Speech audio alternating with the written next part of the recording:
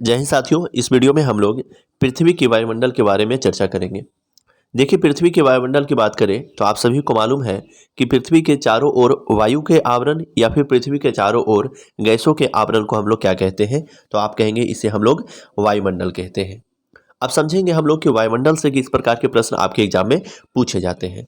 तो सबसे पहले आप ध्यान में रखिएगा, ये हमारा पृथ्वी है और पृथ्वी के जो सबसे नज़दीक का मंडल है उसको हम लोग क्षोभ मंडल कहते हैं। उसके बाद का जो परत है, जो मंडल है, वो आपका समताप मंडल है। उसके आगे आपका मध्यमंडल है। उसके आगे देखेंगे आयन मंडल और सबसे ऊपर जाएंगे तो आपको एक्सोस्फीयर यानी कि वायुमंडल मिलेगा। तो ये जो पृथ्वी का वायुमंडल है, ये जो पहला स्लाइड है, यहाँ से 3 प्रश्न आपके पूछे जाते हैं। पहला प्रश्न होगा कि पृथ्वी के सबसे नज़दीक का मंडल कौन सा है, तो वो आपका आंसर हो जाएगा क्षोभ मंडल। अगर आपसे पूछे कि पृथ्वी के सबसे दूर का मंडल कौन सा है, तो ये आपका वायुमंडल हो जाएगा। और तीसरा प्रश्न इस प्रकार से पूछे जाएंगे कि ये आपको चारों या पांचों मंडल जो है क्रम से दे दिया जाएगा। जैसे जैसे दिया जाता है आपको क्रम में सजाने के लिए पूछा जाता है। ठीक है, तो ये जो पहला स्लाइड है, यहाँ से 3 प्रकार के प्रश्न आपके एग्जाम में पूछे जाते हैं। अब हम लोग आगे चर्चा करते हैं वायुमंडल की संरचना के बारे में। तो वायुमंडल की संरचना की बात करेंगे तो वही आपका मंडल जो है विभाजित है अलग अलग मंडल में, लेकिन अलग अलग मंडल में जो देखेंगे वहाँ पे ऊंचाई के साथ साथ टेम्परेचर में कहीं जाएंगे तो कमी होगा, कहीं पे आपको वृद्धि होगा।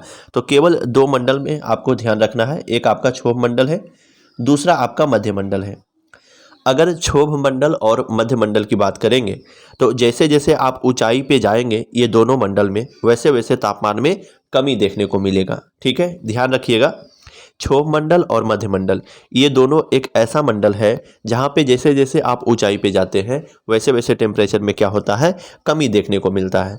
उसके अलावे आपसे जो भी मंडल पूछ लिया जाए उसका आंसर ये होगा कि जैसे जैसे हम ऊंचाई पे जाएंगे टेम्परेचर भी बढ़ता जाएगा। ठीक है, केवल 2 मंडल ऐसा है, मध्य मंडल और क्षोभ मंडल, जहाँ पे ऊंचाई पे हम जाएंगे तो क्या होगा, तापमान में कमी होगा। देखिए, कई बार आपके एग्जाम में प्रश्न पूछा जाता है ऊंचाई से संबंधित। जैसे अगर आपसे पूछ लिया जाए कि जैसे जैसे आप ऊंचाई पे जाते हैं तो वायुमंडलीय दाब घटता है या फिर बढ़ता है, तो इसका आंसर होगा कि जैसे जैसे आप ऊंचाई पे जाते हैं तो वायुमंडलीय दाब घटता जाता है। ठीक है, एक ये प्रश्न हो गया। दूसरा ये प्रश्न पूछा जाएगा कि जैसे जैसे आप ऊंचाई पे जाते हैं तो उसमें आरबीसी की संख्या में बढ़ती है या फिर घटती है, तो उसका आंसर होगा कि जैसे जैसे हम ऊंचाई पे जाएंगे तो आरबीसी की संख्या और आकार दोनों में वृद्धि होती है, लेकिन वायुमंडलीय दाब क्या होता है, घटता जाता है। ठीक है, तो कुछ इस प्रकार के प्रश्न आपको ऊंचाई से संबंधित साइंस में भी पूछे जाते हैं। अब हम लोग सभी मंडल से जो प्रश्न पूछे जाते हैं उस पर हम लोग विस्तार से चर्चा कर लेते हैं, जो आपके एग्जाम के लिए बहुत ज़्यादा महत्वपूर्ण है। आप समझिएगा क्षोभ मंडल के बारे में, तो क्षोभ मंडल से किस प्रकार के प्रश्न आपके एग्जाम में पूछे जाते हैं। तो पहला आपसे प्रश्न पूछा जाएगा कि पृथ्वी का सबसे निचली परत कौन सा है, तो ये आपका आंसर हो जाएगा क्षोभ मंडल। अगर आपसे पूछा जाए मौसम संबंधित जितने भी क्रियाएं हैं, चाहे वो बारिश हो, बादल हो, आंधी हो, तूफान हो, ये सभी घटना कहाँ घटित होता है, तो ये सभी घटना आपको क्षोभ मंडल में ही घटित होता है। उसके बाद ध्यान रखना है आपको कि तापमान क्या होता है, ऊंचाई के साथ घटता है, लेकिन कितना घटता है ये आपके लिए महत्वपूर्ण है। डाटा याद रखेंगे कि हर 165 मीटर पे क्या होगा, 1 डिग्री सेल्सियस टेम्परेचर क्या होगा, कम होता जाएगा। ठीक है, तो ये डाटा आपको ध्यान में रखना है।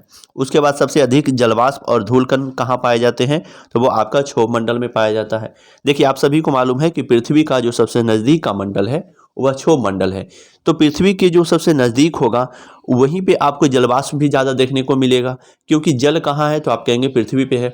तो पृथ्वी पे जलवाष्प क्या होगा, एक सीमित ऊंचाई के पास पहुंचता है। ठीक है, तो सबसे ज़्यादा जलवाष्प हो गया, धूलकण हो गया, मौसम संबंधी जितने भी घटना है, ये सभी के सभी आपका क्षोभ मंडल में पाया जाता है। क्षोभ मंडल के बारे में एक और महत्वपूर्ण प्रश्न है कि क्षोभ मंडल की मोटाई जो है विषुवत रेखा पर सबसे अधिक होता है। ठीक है, तो यहाँ से देखिए अगर क्षोभ मंडल के बारे में, तो 1 2 3 4 5 बहुत ही महत्वपूर्ण प्रश्न है जो आपके एग्जाम में लगातार पूछे जाते हैं। अगला जो मंडल है उसको हम लोग समताप मंडल कहते हैं, और समताप मंडल भी बहुत महत्वपूर्ण है। समताप मंडल के बारे में समझिएगा कि क्षोभ मंडल के ऊपर स्थित यहाँ ऊंचाई के साथ तापमान बढ़ता है। देखिए, अभी हम लोग चर्चा किए हैं कि एक आपका मध्य मंडल है, दूसरा आपका क्षोभ मंडल है। ये केवल दो ऐसे मंडल है जहाँ पे ऊंचाई के साथ साथ तापमान में कमी होती है। बाकी जितना भी मंडल पूछा जाए वहाँ पे क्या होगा कि ऊंचाई के साथ साथ तापमान में भी वृद्धि होता है। तो ये तो सबके लिए कॉमन हो गया। समताप मंडल से जो महत्वपूर्ण प्रश्न पूछा जाता है वह ओजोन परत के बारे में पूछा जाता है कि ओजोन परत जो है आपका किस मंडल में पाया जाता है, तो यह समताप मंडल में पाया जाता है। और ओजोन परत क्या करता है, तो हमें क्या करता है, पराबैंगनी किरणों से बचाने का कार्य करता है। देखिए बिहार में देखेंगे तो बिहार में लगातार ओजोन परत के बारे में प्रश्न पूछा जाता है, चाहे दरोगा हो या बीपीएससी हो। बीपीएससी में अभी पूछा हुआ था कि ओजोन दिवस कब मनाया जाता है, तो आप सभी जानते हैं कि 16 सितंबर को क्या होता है, ओजोन दिवस मनाया जाता है। ओजोन की इकाई क्या है, तो डॉप्सन है, उसको हम लोग डॉप्सन से उसकी मोटाई को मापते हैं। ठीक है, तो ओजोन से बहुत सारे प्रश्न बनते हैं। अब देखिए ओजोन का फार्मूला अगर पूछ लिया जाए तो O3, ऑक्सीजन का ही ये क्या है, ऑक्सीजन का ही एक तरह से कहेंगे तो O3 यहाँ पे ऑक्सीजन मिलकर ये ओजोन का यहाँ पे निर्माण करता है। और अगर आपसे पूछा जाए कि एरोप्लेन यानी कि वायुयान आमतौर पर किस मंडल में उड़ते हैं, तो वो आपका समताप मंडल में होगा, क्योंकि समताप मंडल में मौसम संबंधित कोई घटनाएं नहीं होती है, जिसके कारण वायुयान उड़ाने के लिए यहाँ एक आदर्श स्थिति पाई जाती है। तो ओजोन परत से आपको इतना ध्यान में रखना है, सॉरी ओजोन परत नहीं, समताप मंडल यानी समताप परत से ओजोन परत कहाँ पाया जाता है, तो आपका आंसर होगा समताप मंडल में। हवाई जहाज कहाँ उड़ाया जाता है, तो उसका आंसर होगा समताप मंडल। अगर ये दोनों प्रश्न आप ध्यान में रखते हैं, इतना ही से आपका एग्जाम में कंप्लीट प्रश्न बन पाएगा। अब आगे देखिए, आगे आपका है मध्य मंडल। मध्य मंडल से क्या क्या प्रश्न पूछा जाएगा, तो बिहार टीचर में अभी एक प्रश्न पूछा गया है और बहुत ही महत्वपूर्ण प्रश्न है कि इनमें से कौन सा मंडल सबसे ठंडा मंडल है। ठीक है, तो ये जो आपका मध्य मंडल है, ये जो आपका मध्य मंडल है वह सबसे ठंडा मंडल है। और जितने भी उल्का पिंड आप देख पाते हैं ये सभी के सभी कहाँ जलकर नष्ट हो जाते हैं, तो ये सभी के सभी मध्य मंडल में आते आते नष्ट हो जाते हैं। तो दो प्रश्न आपके लिए बहुत ही महत्वपूर्ण है कि सबसे ठंडा मंडल कौन सा है, तो वो आपका मध्य मंडल होगा। और अधिकतर उल्का पिंड किस मंडल में आकर नष्ट हो जाते हैं, तो वह हो जाएगा आपका मध्य मंडल। तो केवल दो प्रश्न यहाँ पे आप ध्यान में रखेंगे। आगे हम लोग थर्मोस्फीयर की बात करें, तापमंडल, तो तापमंडल में यहाँ पे देखिए प्रश्न इस प्रकार से पूछे जाते हैं कि आयनोस्फीयर किस परत में पाया जाता है, तो आयनोस्फीयर जो है आपको तापमंडल में ही पाया जाता है। ऑरोरा किस परत में दिखाई देता है, तो ऑरोरा भी है जो आपका तापमंडल में दिखाई देता है।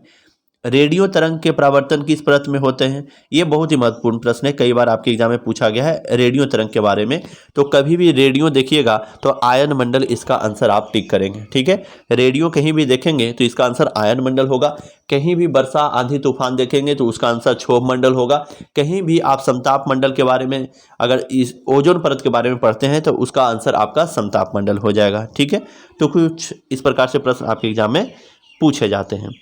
और सबसे लास्ट का जो है वो आपका वायुमंडल है, जिसको हम लोग एक्सोस्फीयर कहते हैं। यहाँ से आपका क्या होता है, अंतरिक्ष शुरू हो जाता है। और मुख्य रूप से जो हाइड्रोजन और हीलियम जो हल्की गैस है, हल्की होने के कारण ये वायु में ज़्यादा ऊंचाई तक पहुँच पाता है वायुमंडल में। तो यह आपका क्षोभ मंडल, समताप मंडल, ओजोन मंडल, आयन मंडल, ये सबसे होते हुए आपको सबसे लास्ट तक वायुमंडल में पाई जाती है।